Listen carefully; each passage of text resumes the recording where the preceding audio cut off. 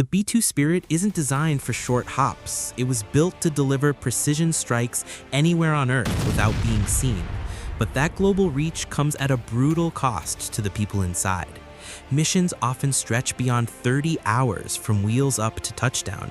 30 hours of non-stop focus. 30 hours where a single lapse in judgment could mean the difference between mission success and catastrophic failure. It begins at Whiteman Air Force Base in Missouri. Pilots arrive before dawn, faces calm but minds racing. They know what's ahead, a marathon in the sky. Unlike commercial pilots, there's no crew rotation mid-flight, no relief, just two aviators alone in a cockpit the size of a compact van, facing oceans, hostile airspace, and a ticking clock. And endurance isn't just physical, it's mental warfare.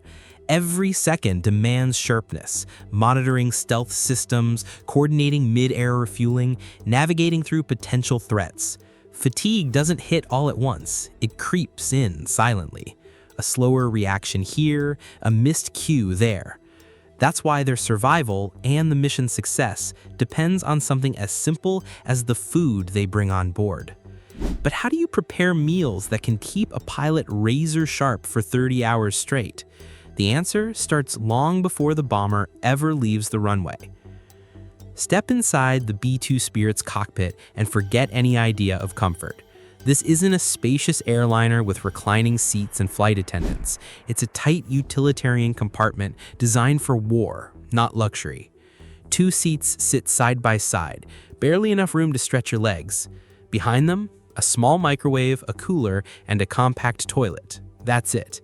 For the next 30+ hours, this is home. Once strapped in, every inch of space matters.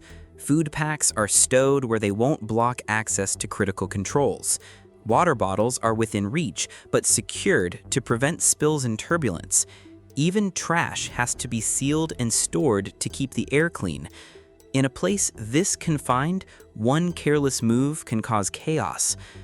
There's no real downtime here. When one pilot manages the aircraft, the other might be eating, stretching in place, or taking a quick 15-minute nap on the narrow padded area behind the seats. But off-duty never means off-guard. They must be ready to take control in an instant. This cramped environment magnifies everything: humor, fatigue, stress. And yet, the pilots have to function at their absolute peak. How? It starts with what they choose to put in their bodies. Because in this space, the wrong meal isn't just uncomfortable, it's dangerous. For B-2 pilots, food isn't an afterthought. It's part of mission strategy. What they eat can decide how sharp they stay at hour 25, halfway across the world with a critical target ahead. That's why preparation begins days, sometimes weeks before takeoff.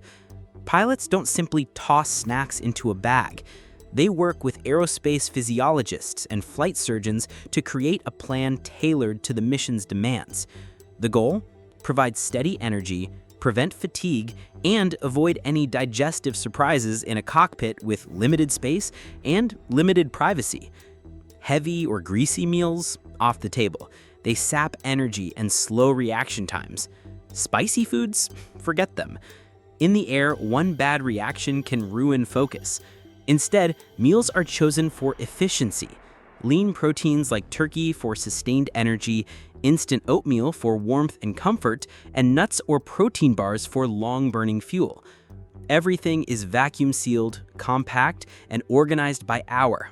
Bags marked 1 through 5, 6 through 10, and so on. This isn't about taste, it's about survival. Food becomes another system, just like fuel or navigation. Mismanaging it can mean the body crashes before the jet does. But selecting the right food is only half the battle.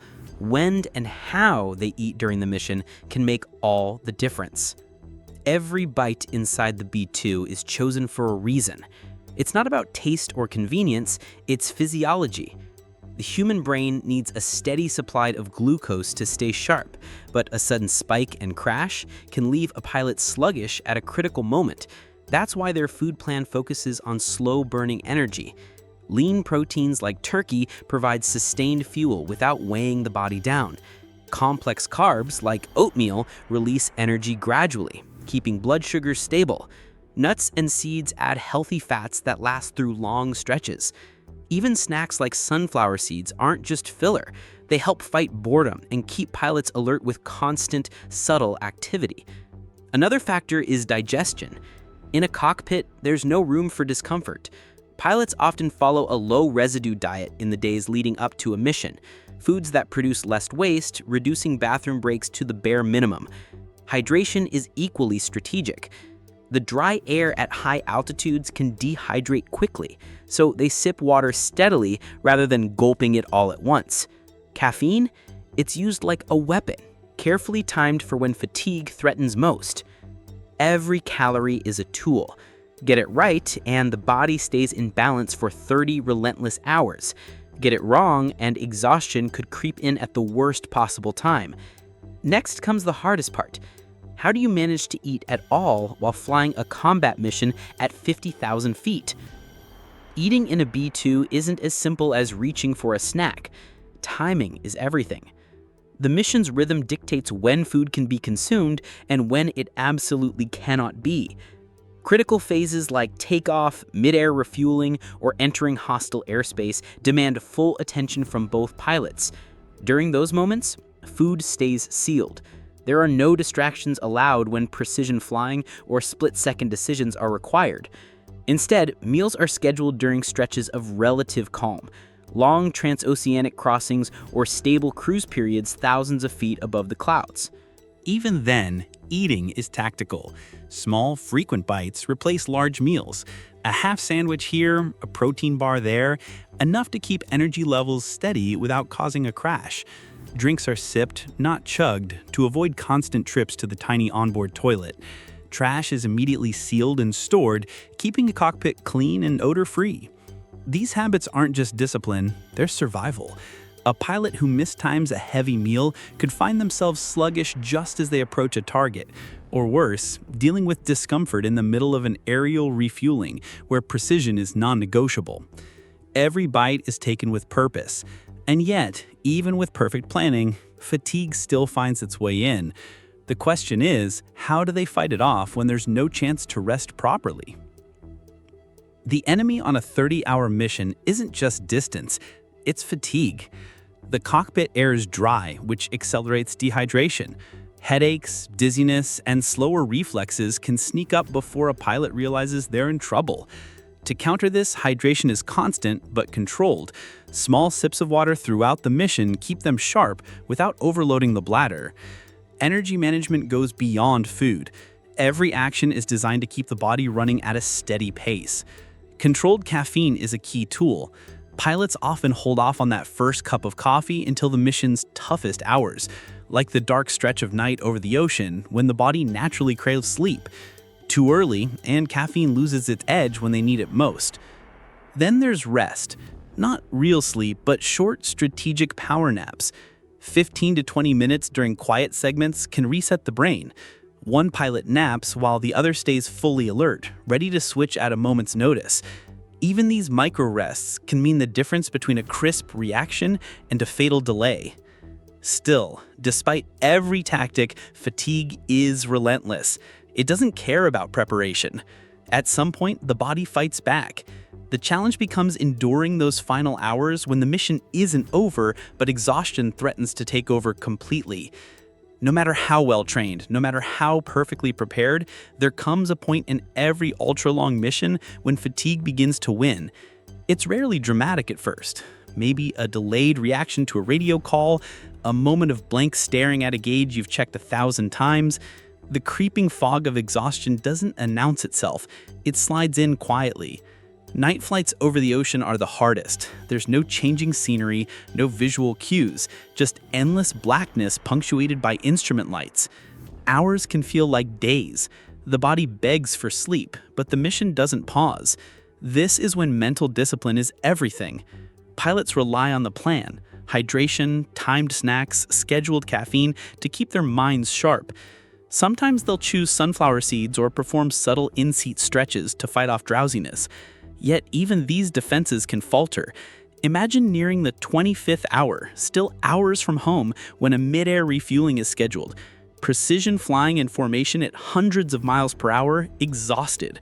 One slip of concentration and the consequences could be catastrophic. This is the crucible, where training meets reality. The question is, how did they push past this breaking point and still deliver the mission with flawless execution?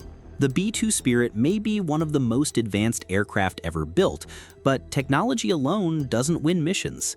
Its stealth skin, long-range capability, and precision weapons mean nothing if the humans inside fail to endure.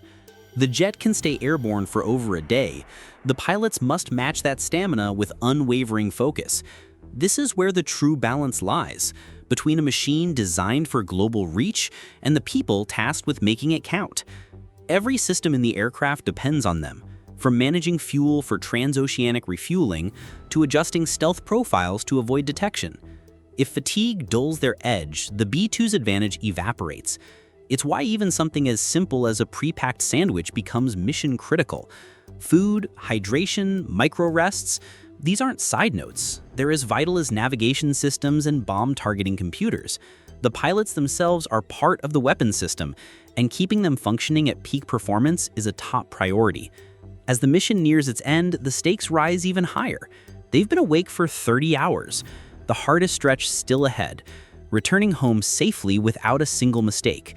Because for the B-2 crew, the mission isn't complete until the wheels touch down.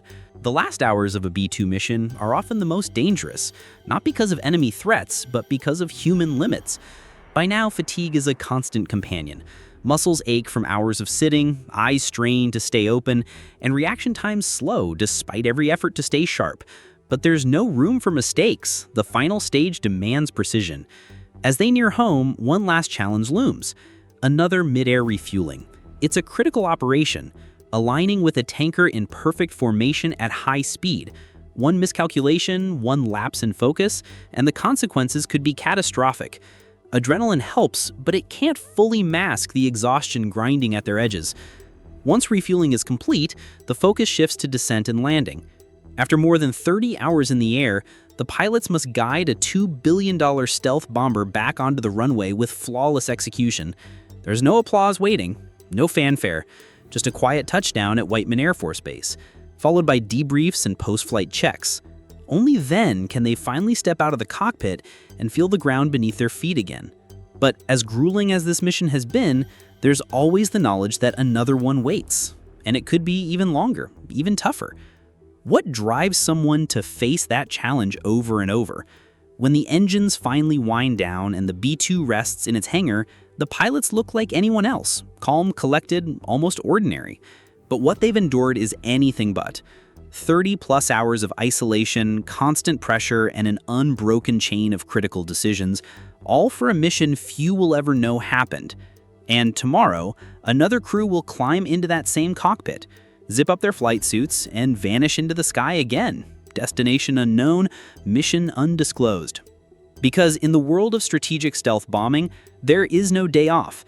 The next target could be halfway around the world, the next flight could last even longer, and the stakes could be far higher. The question is, when the call comes for a mission that might push human endurance beyond its limits, will these pilots be ready? And what will it cost them?